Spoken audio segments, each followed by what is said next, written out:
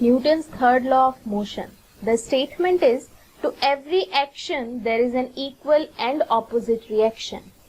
In this law we deal with two types of forces, action force and reaction force. Suppose if action force is acting in forward direction, then the direction of reaction force will be backward. And we cannot conclude that action forces always act in the forward direction. No. But you need to remember this thing, that these two forces are always in opposite direction. So what are the key points of this law?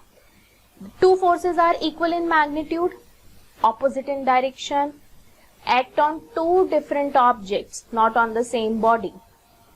Each object is exerting force on another object. Okay? If there are two objects, each one of them are exerting forces on one another. And each object is experiencing only one force.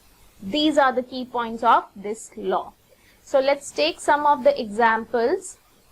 The first, recoiling of gun. So when bullet is fired from a gun, bullet experiences an accelerating force on it. This force is called action force, that is in forward direction. And because of this action, there is a reaction to the gun, and that reaction is known as recoil force on the gun, by which the gun shifted in the backward direction. Okay. Second example, walking on the road. The foot pushes the ground in the backward direction, and this is called action. See, relate the statement which I have said. We cannot conclude that action force always acts in the forward direction. Here it is in backward direction. And in result to this, the ground also pushes the foot in the forward direction. That is called reaction. Next example, swimming. Swimmer pushes the water in the backward direction, called action force. And the same pushed amount of water pushes the swimmer in the forward direction, called reaction. And these two forces make the swimmer to swim. Next example, motion of rockets and jet aeroplanes. In this, engine expels hot gases in downward direction, called action force.